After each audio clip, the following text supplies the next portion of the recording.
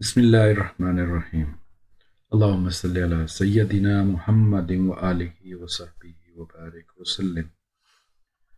حضرت موسیٰ علیہ السلام کے زمانے میں رب کریم سے محبت کرنے والا ایک مجذوب بکریاں چرایا کرتا تھا۔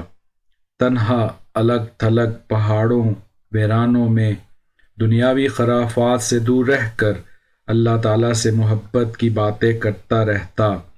اے میرے مالک، تو میرے پاس ہو تو میں تیری خدمت کروں، تیری جوئیں نکالوں، تیرا سر دھوؤں، تیرے سر میں تیل لگاؤں، تیرے بالوں میں کنگھی کروں، رات کو سوتے وقت تیرے پاؤں دباؤں، تیرے سونے کی جگہ کی صفائی کروں، تیرے کپڑے دھوؤں، تجھے دودھ پیش کروں۔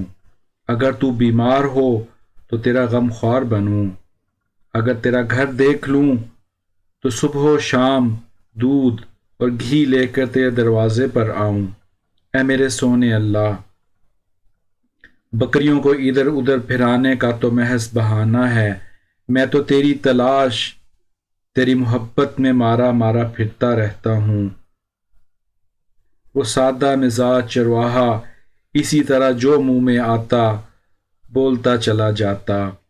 حضرت موسیٰ علیہ السلام کا اس کے قریب سے گزر ہوا۔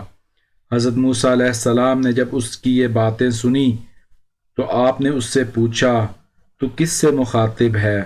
وہ کہنے لگا، اس سے جس نے مجھے اور آپ کو اور اس ساری کائنات کو بنایا ہے۔ حضرت موسیٰ علیہ السلام نے فرمایا، او عقل سے پیدل چرواہے، اللہ کو ان چیزوں کی محتاجی کہاں؟ اس پاک ذات کو ان خدمات کی ضرورت نہیں۔ تیرے کفر نے دین کے قیمتی لباس کو گدڑی بنا دیا۔ خبردار، آئندہ ایسی فضول باتیں مت منہ سے نکالنا۔ اس معصوم چرواہے نے جب موسیٰ علیہ السلام کی باتیں سنی تو بے حد شرمندہ ہوا۔ اس کے اوسان خطا ہو گئے، خوف سے تھر تھر کانپنے لگا، چہرہ زرد پڑ گیا۔ پھر بولا، اے خدا کے جلیل القدر نبی، تو نے تو ایسی بات کہی کہ میرا منہ ہمیشہ کے لیے بند ہو گیا۔ یہ کہتے ہی چرواہے نے ٹھنڈی آہ بھری، اپنا گریبان تار تار کر دیا، دیوانوں کی طرح روتا ہوا جنگل کی طرف بھاگ گیا۔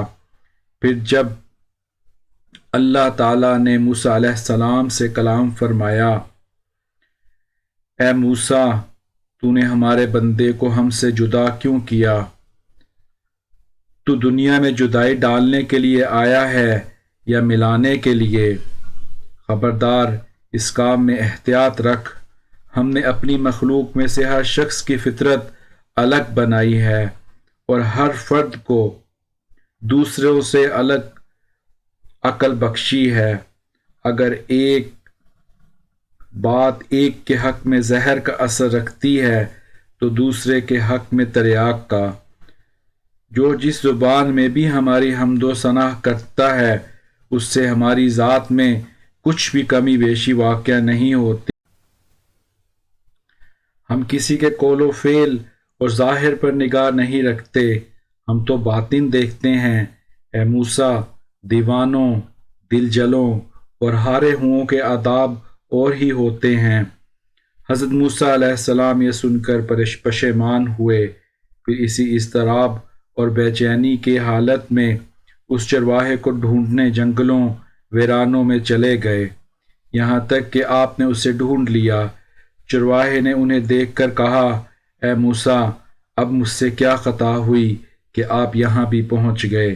حضرت موسیٰ علیہ السلام نے فرمایا، اے خدا کے بندے، تجھے مبارک ہو، تجھے کسی ادب و آداب اور قاعدے ضابطے کی ضرورت نہیں، تو اصل دین پر ہے، تجھے سب کچھ معاف ہے۔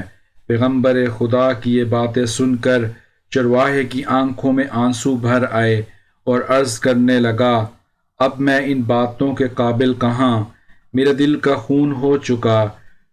اس دن سے اب تک میں ہزاروں لاکھوں برس کی راہ طے کر چکا ہوں۔ آپ نے میرے گھوڑے کو ایسی ایڑی لگائی کہ ایک ہی جست میں 7 آسمانوں سے بھی آگے نکل گیا۔ میرا حال اب بیان کے قابل نہیں۔ حضرت موسیٰ علیہ السلام چرواہے کی اس بات پر حیران رہ گئے اور حق تعالیٰ کی حمد و ثنا میں مصروف ہو گئے۔ حق تعالیٰ کی حمد و ثنا بیان کرنے کا طریقہ ہر شخص کی فطرت کے مطابق ہے۔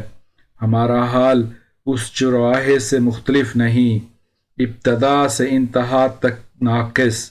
سب کچھ تو مالک حقیقی غفور الرحیم پر منحصر ہے کہ وہ ہمارے ناقص عمل کو کیسے قبول کرتا ہے۔